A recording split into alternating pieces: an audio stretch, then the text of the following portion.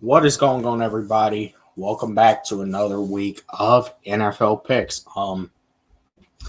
First and foremost, before we get started, you know the drill. Subscribe button, post notification bell, all the good stuff.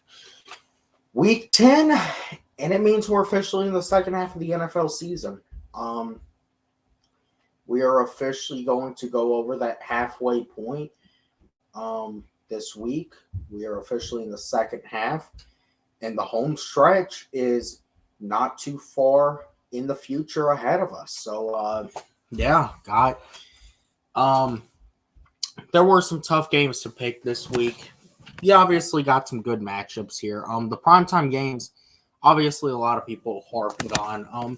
And it's definitely not the best primetime slate, but at the end of the day, still, just find your wins when where you can take them, I guess. So, let's get right into this thing. Last week went 10-4, pretty solid. Overall record so far 88-48, which I also feel is pretty solid. I feel like that's about the average you should have. But I definitely feel like that's solid. Lock of the week 6-3. And upset of the week 3-6. 4 teams on bye this week. A lot of star power is off this week. The Miami Dolphins. Obviously, Tua, Tyreek Hill, I'd probably say should be the front runner for MVP so far. They're coming off a loss. They still can't beat a team that is actually quality. But nonetheless, they are 6-3. They are on a bye. Kansas City Chiefs, defending Super Bowl champions, on a bye. The team that lost to the Chiefs in the Super Bowl this past February, and the team who's so far number one in the NFC, the Philadelphia Eagles, are on a bye. And the LA Rams, who just picked up Carson Wentz off the street, they are also on a bye this week.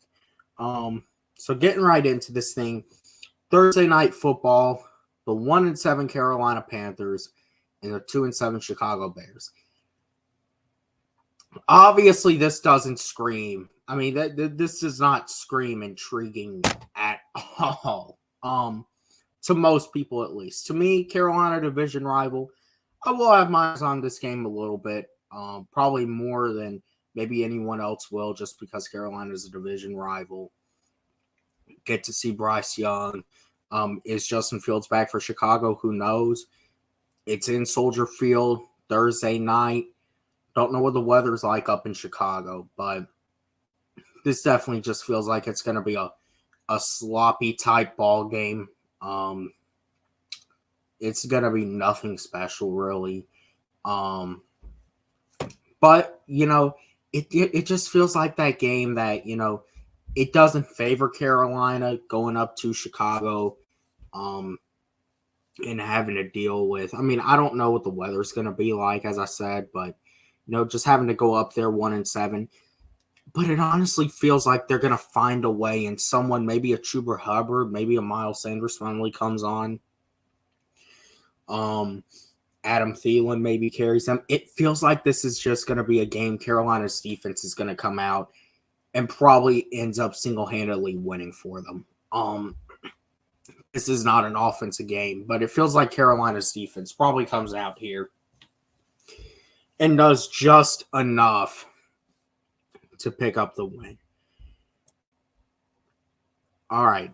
I think this is our last Sunday morning game of the season. The Indianapolis Colts, the 4-5 Indianapolis Colts, and the 2-7 Patriots in Frankfurt, Germany. I believe it's in Frankfurt. New England, there's a rumor going around that if they don't win this game, Bill Belichick could be out of there. I find that very hard to believe. As I say, man, this just feels like that game that, Indianapolis, they might be the better team. They might be the more organized team.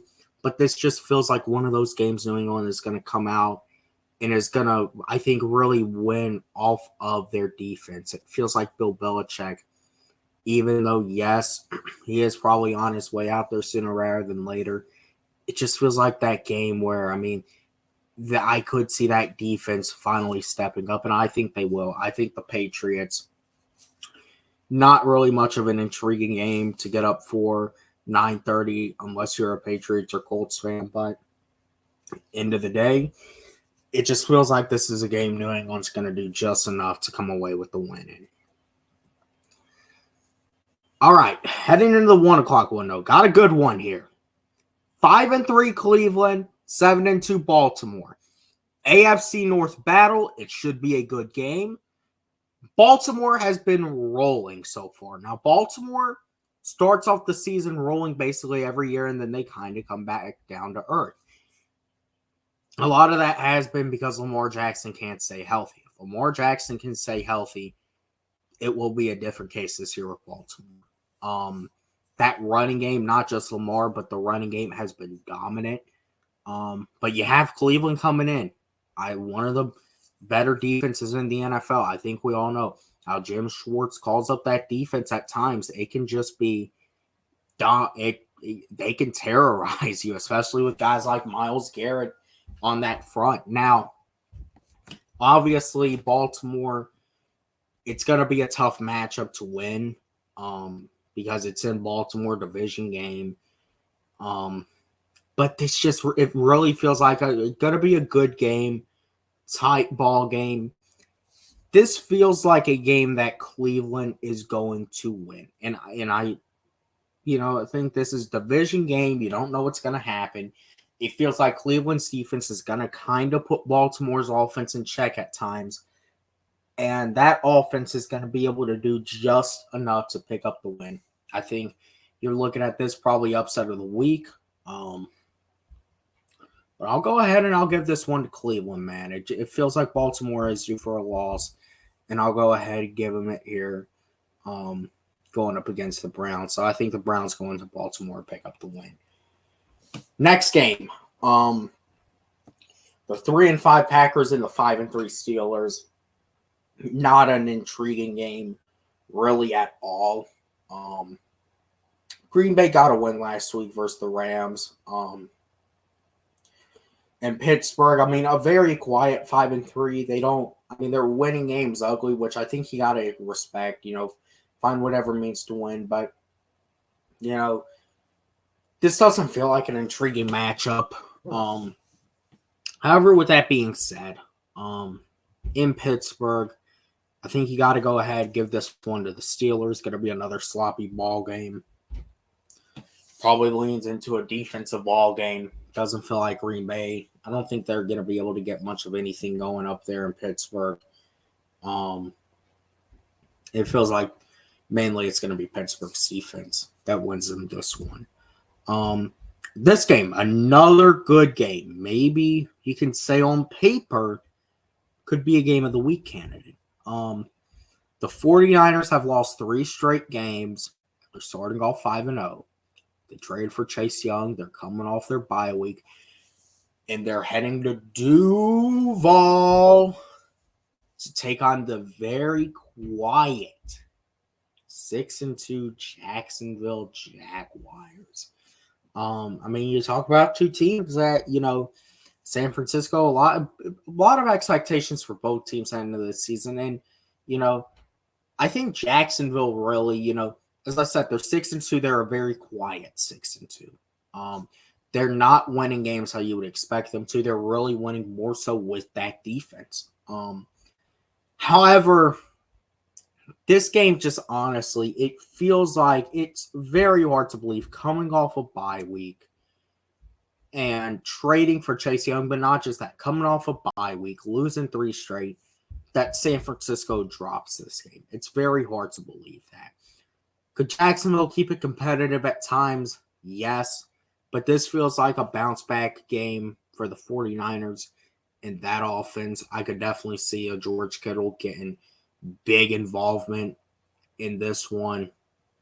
And this overall feels like a game that the 49ers are going to come out, get back on track with that offense, that defense getting back into it. Feels like they're going to pick up the win here to go to 6-3. This game, battle of 2 5-4 teams, New Orleans and Minnesota. I freaking hate saying this. I'm not even going to say it. The Saints, right now are number one in the NFC South. God, I hate saying that BS.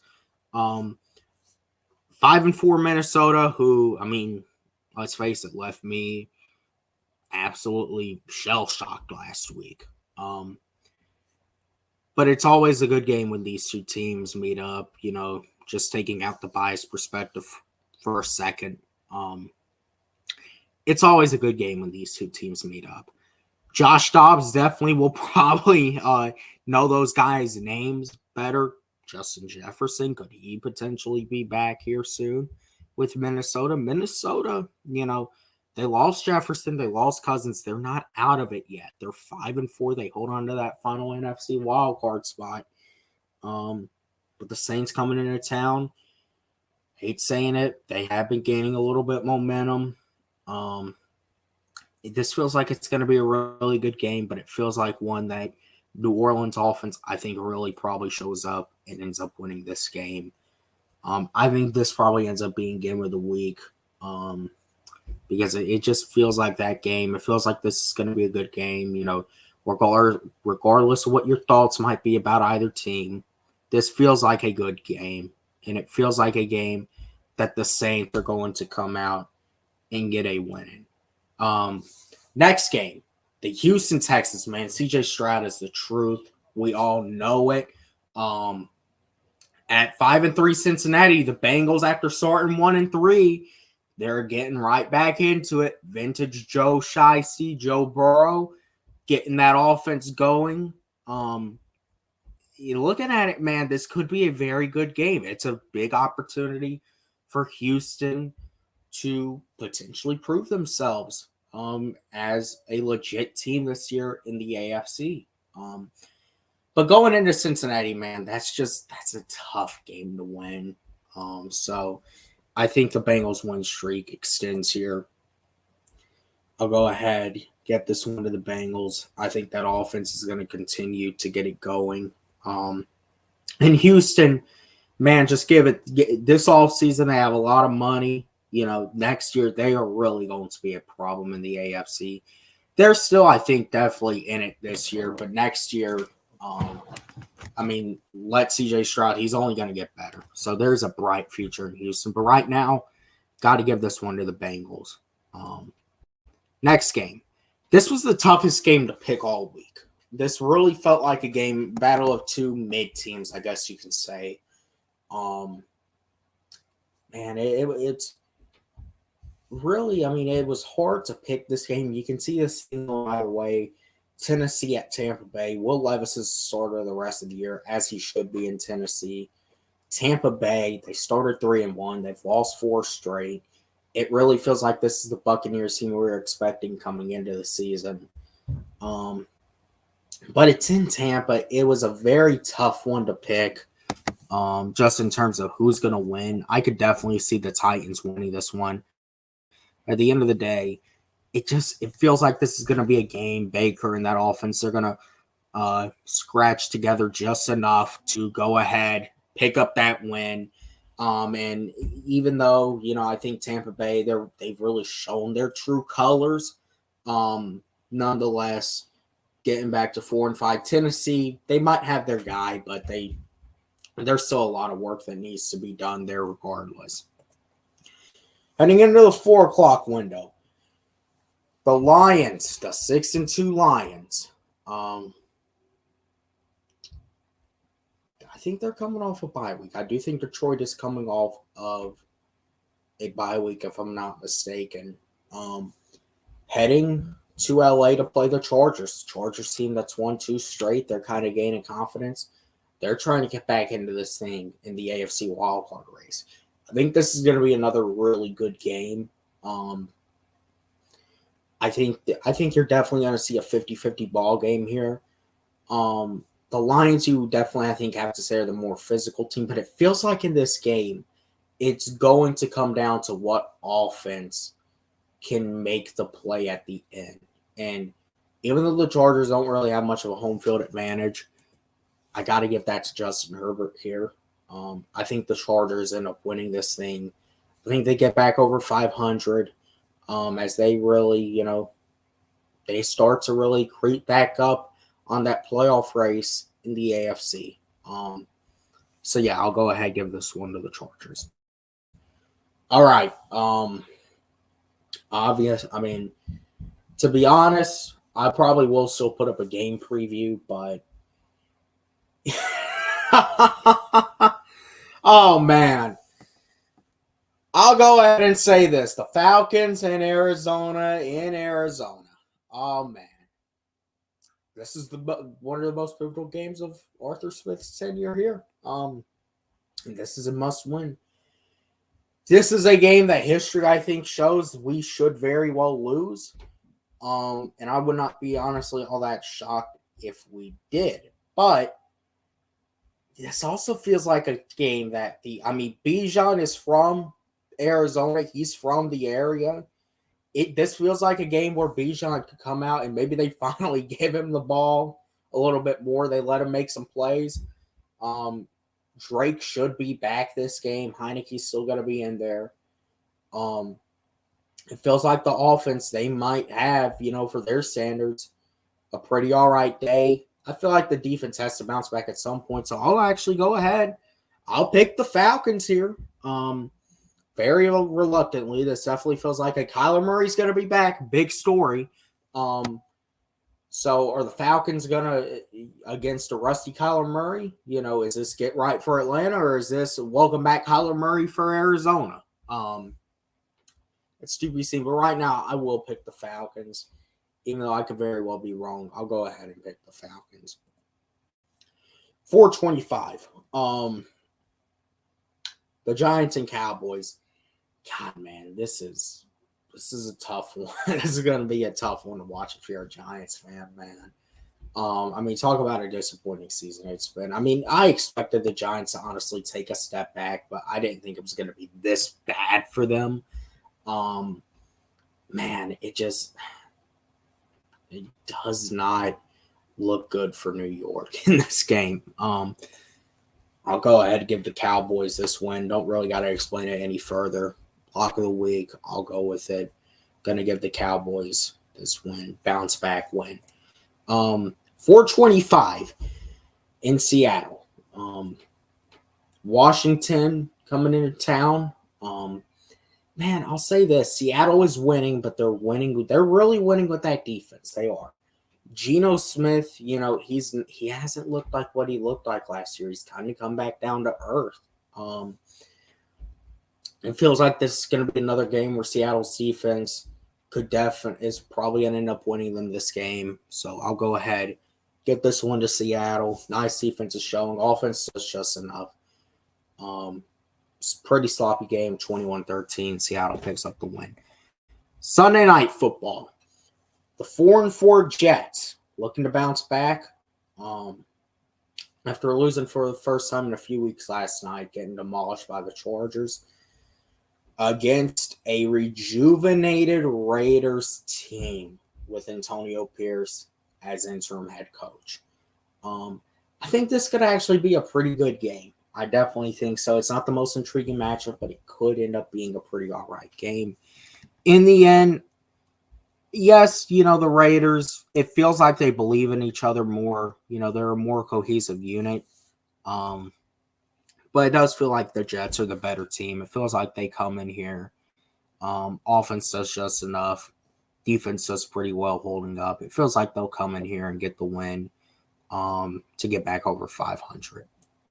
And on Monday night,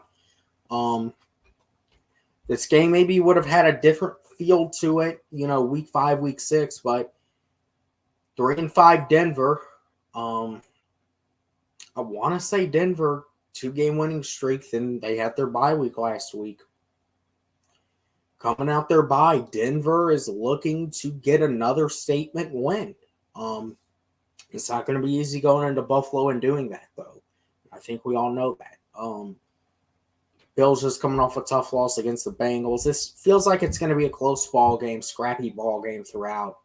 But at the end of the day, I'll go with the home team. Going into Buffalo and winning, it's a very tough thing to do, tall task to accomplish. So I'll go ahead and I'll give this one to the Bills here. just feels like they're going to do enough to come away with the win in front of the home crowd. So, yeah. Week 10, second half of the season starts now.